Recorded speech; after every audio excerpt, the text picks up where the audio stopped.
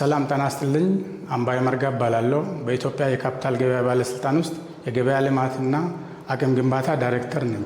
በዛሬ ቆይታችን የካፒታል ገበያ ምንድን ነው፣ ከነባሩ የፋይናንስ ገበያስ እንዴት ይለያል፣ እንዲሁም በአንድ ኢኮኖሚ ውስጥ የካፒታል ገበያ ዋና ተግባራት ምንድናቸው የሚለውንና በዙሪያ ስላሉት ሀሳቦች በስፋት የምናየው ይሆናል። መልካም ቆይታ።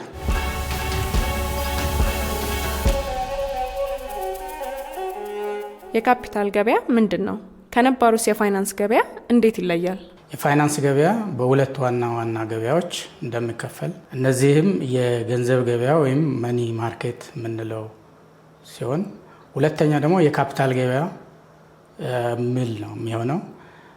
የካፒታል ገበያ የረጅም ጊዜ የፋይናንስ አማራጭን ወይም የፋይናንስ አቅርቦትና ፍላጎትን የሚሟላበት የገበያ አይነት ነው። ከነባሩ የገበያስ ወይ የፋይናንስ ገበያ የምንለይበት፣ የነባሩ የፋይናንስ ገበያ የምንለው ከዚህ በፊት የባንክ ወይም የገንዘብ ገበያ እና የግምጃ ቤት ወይም የመንግስት ሰነዶች ገበያ ሲሆኑ፣ እነዚህም ገበያዎች የአጭር ጊዜ ገበያዎች ናቸው የምንለው ወይም የገንዘብ ገበያ ነው የምንለው።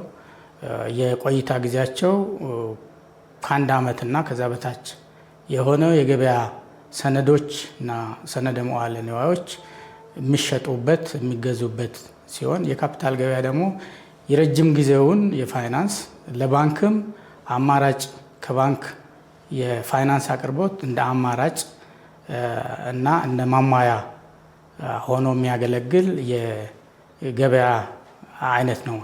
በአንድ ኢኮኖሚ ውስጥ የካፒታል ገበያ ዋና ተግባራት ምንድን ናቸው? በአንድ ኢኮኖሚ ውስጥ የካፒታል ገበያ በርካታ ተግባራቶች አሉት። ከነዚህም ውስጥ የሀገሪቷን ኢኮኖሚ ገንዘብ ወይም ካፒታልን በማሰባሰብ የመደገፍ ስራ መስራት፣ የኢንቨስትመንት አማራጮችን በማቅረብ የስራ ዕድልን የመፍጠር፣ ስራ ፈጠራ ላይ የተመረኮዘ ኢንቨስትመንትን በማበረታታት እና ሀገሪቷን በሁለንተናዊ የኢንቨስትመንት ዘርፎች በመደገፍ ተወዳዳሪ እንዲሆንና ዘላቂ ኢኮኖሚ በሀገሪቷ ላይ እንዲኖር የማድረግ ሚናዎችን ይሰራል። በኢትዮጵያ የካፒታል ገበያ ውስጥ ቁልፍ ተሳታፊዎች እነማን ናቸው? በኢትዮጵያ የካፒታል ገበያ ውስጥ ቁልፍ ተሳታፊዎች የሰነደ መዋዕለ ንዋይ አውጪዎች፣ የካፒታል ገበያ አገልግሎት ሰጪዎች፣ የማዕከላዊ የግምጃ ቤት የገበያው ወይም ደግሞ የኢትዮጵያ ሴኩሪቲስ ኤክስቼንጅ የምንለው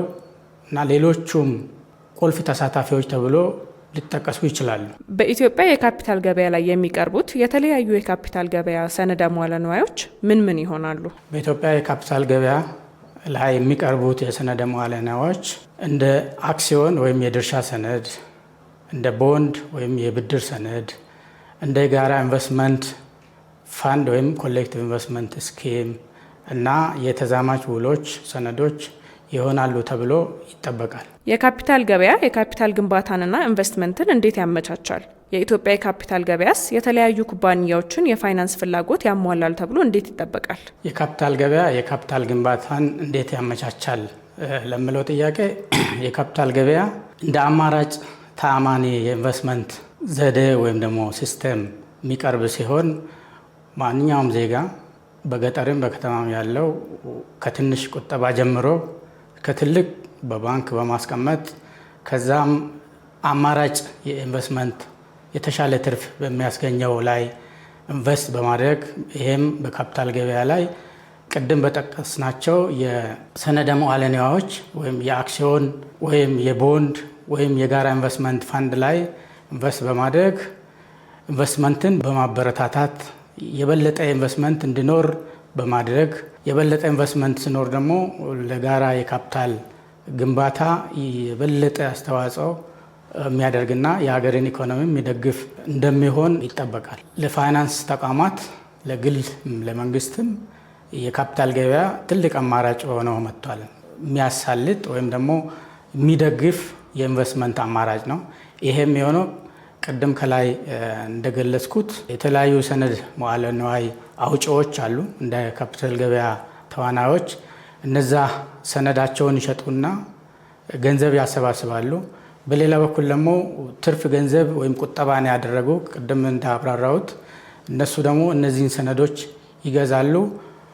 የፋይናንስ ፍላጎትና አቅርቦቱን አንድ ላይ የሚያጣጥም የገበያ ስርዓት ነው ማለት ነው። ኩባንያዎች በካፒታል ገበያ ውስጥ የፋይናንስ ፍላጎታቸውን እንዴት ያሟላሉ የሚለውን ጥያቄ በቁጠባ የዳበረ እና በሰነድ አውጪዎች ላይ ኢንቨስት በሚደረግ የፋይናንስ አቅርቦታቸውን እንዲያሳልጡ ያደርጋል። የቆጠቡትን ትንሽ ነገሮች በጋራ ኢንቨስትመንት ፈንድ በብዙ ሚሊየን በማሰባሰብ ትልቅ ኢንቨስትመንት ያመጣል። ያንን ኢንቨስትመንት ሰነድ አውጪዎች ያንን ፋይናንስ ለራሳቸው የቢዝነስ ኦፕሬሽኑ ይጠቀሙበታል። የመንግስትም የራሱን የበጀት ጉድለቶችና የኢንፍራስትራክቸሮችን ፋይናንስ የሚያደርግበት የፋይናንስ አማራጭ ይሆንለታል ማለት ነው። የኢትዮጵያ የካፒታል ገበያ ባለስልጣን በተለያዩ መድረኮች ላይ ኢንቨስት ማድረግ አደጋዎች አሉት ሲል ይደመጣል። በካፒታል ገበያ ውስጥ ኢንቨስት ከማድረግ ጋር ተያይዞ የሚመጡ አንዳንድ አደጋዎችና ጥቅሞች ምንድን ናቸው? ካፒታል ገበያ ላይ ኢንቨስት ማድረግ አደጋዎች እና ጥቅሞች እንዳሉት ይታወቃል። እነዚህ አደጋዎች ለምሳሌ ሰነድ አውጪዎች ሊከስሩ ይችላሉ፣ ወይም ደግሞ ኢንቨስት ሲያደርግ ካፒታላቸውን ሊያጡ ይችላሉ። ቦንድ ላይ ኢንቨስት ቢያደርጉት የወለድ ምጣኔዎች መዋዠቅ ወይም ደግሞ መቃየር ሊኖር ይችላል። ወይም ደግሞ የገበያ ወይም ደግሞ የሊኩዲቲ ችግርም ሊገጥም ቶሎ የመሸጥ እና ለሚጠቀሙት ለራሳቸው ጥቅም የማዋል አደጋዎች ሊኖሩ ይችላሉ። ጥቅሞቹ አማራጭ ኢንቨስትመንት ዘዴ በመሆኑ የተለያዩ ሰነዶች ላይ ኢንቨስት ማድረግ ትርፉንና ክሳራውን በማየት ባላንስ እያደረጉ የመሄድ እድሎችን ይሰጣል። ከትንሽ ባንክ ከሚቆጥበው እና ትንሽ ትርፍ ከሚያገኝ ዘላቂ እና ከፍ ያለ ትርፍ እንዲያስገኝ አማራጮችን ያቀርባል ማለት ነው የካፒታል ገበያው የፋይናንስ ተካታችነትን ወይም ኢንክሉሲቭ ፋይናንስ እንዴት ያመጣል? የኢትዮጵያ የካፒታል ገበያ ከአዋጁም ጀምሮ ሲታይ የፋይናንስ ተካታችነትን ወይም ፋይናንሻል ኢንክሉዥን ወይም ኢንክሉሲቭ ፋይናንስ የሚለውን ለማሳለጥ የታወጀ አዋጅ ነው። ይሄም በተለያዩ አማራጮች የገበያውን ተካታችነት ወይም ደግሞ የፋይናንስ ተካታችነቱን ሊያመጣ ይችላል። ትንንሽ ቁጠባዎችን በጋራ የኢንቨስትመንት ፈንድ በማሰባሰብ አማራጭ ኢንቨስትመንቶች ላይ ኢንቨስት እንዲያደርጉ በማድረግ እያንዳንዱ በሚችለው መጠን ያለምንም ገደብ ከትንሽ ጀምሮ እስከ ትልቅ ከግለሰብ ጀምሮ ተቋማዊ ኢንቨስተሮች ካፒታል ገበያ ያሉ ሰነደ መዋዕለ ንዋዮች ላይ ኢንቨስት እንዲያደርጉ ያደርጋል። የፋይናንስ ፈጠራዎችን ያበረታታል። የፋይናንስ ፈጠራ ያለው ወይም ደግሞ አይዲያ ሀሳብ ያለውን ወደ ካፒታል ገበያ መጥቶ የፋይናንስ እጥረት ቢገጥመው አዋጭነቱ ታይቶ በካፒታል ገበያ ባሉት የፋይናንስ አማራጮች መጠቀም ይችላል። የስራ ዕድልን በመፍጠር ሁሉም ዜጋ እንዲካተት ማድረግ፣ አነስተኛ የፋይናንስ አማራጮች ለምሳሌ እንደ ክራውድ ፋንዲንግ በምንለው ፕላትፎርም ሀሳባቸውን ወደ ተግባር ለመለወጥ ያግዛቸዋል። በሁሉ መልኩ ተካታችነትን ሊያመጣው ይችላል። የኢትዮጵያ የካፒታል ገበያ አወቃቀር ምን ይመስላል? ከሌሎች ሀገራት ገበያዎች የሚለዩት ልዩ ባህሪያቱ ምንድን ናቸው? በአዋጁ እንደተደነገገው የኢትዮጵያ የካፒታል ገበያ ባለስልጣን በማቋቋም የኢትዮጵያ ሰነደ መዋዕለ ንዋይ ገበያን ወይም ደግሞ ኢትዮጵያን ሴኩሪቲ ኤክስቼንጅም በዛው ላይ በአንድ አዋጅ ላይ በማቋቋም የሰነደ መዋዕለ ንዋይ አጣሪና ክፍያ ፈጻሚ ኩባንያ ወይም ደግሞ የሴንትራል ሴኩሪቲ ዲፖዚተሪንም እዛው ላይ በማቋቋም የካፒታል ገበያ አስተዳዳሪ ፍርድ ቤትንም በማቋቋም ከዛም በተጨማሪ ለኢትዮጵያ ካፒታል ገበያ ባለስልጣን ገበያውን እንዲቆጣጠር እንዲመራ፣ በተጨማሪም ደግሞ ገበያውን እንዲያዳብር፣ እንዲያሰፋ፣ እንዲያለማ አራተኛው ዓላማ ተሰጥቶታል ማለት ነው። በካፒታል ገበያ ውስጥ ቴክኖሎጂ ምን ሚና ይጫወታል?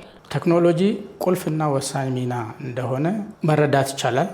እነዚህም የኢትዮጵያ ሰነደ መዋዕለ ንዋይ ገበያ የሚጠቀማቸው ፕላትፎርሞች የቴክኖሎጂ ውጤቶች እና የመጨረሻውን ዘመን ስራ ያካተቱ ሲሆን የኢትዮጵያ የካፒታል ገበያ ባለስልጣንም የቁጥጥር ስርዓቱን ወይም ደግሞ የቅኝቱን የሚያካሄድበትም የቴክኖሎጂ ውጤት መሆኑን እና በዛ ላይ የተንተረሰ እና የተደገፈ መሆኑን የማዕከላዊ የግምጃ ቤት ሰነድ ሼሮች፣ ቦንዶች የሚቀመጡበት ስርዓትም በቴክኖሎጂ የተደገፈ ያለ ቴክኖሎጂ እነዚህን ስራዎች መስራት እንደማይቻል አንዳንድ ፍቃድ የምንሰጣቸውን እንደ ሮቦ አድቫይዘርስ የምንለው ቴክኖሎጂ ላይ የተደገፉ ስለሆነ እነዚህም አብዛኛውን የሚጠቀሙት የቴክኖሎጂ ውጤቶች ናቸው። ቴክኖሎጂ በአጠቃላይ ወሳኝ ሚናዎችን የሚጫወት ሲሆን ጥናቶች እና ትንታኔዎችም ለማድረግ የምንጠቀምባቸው ናቸው።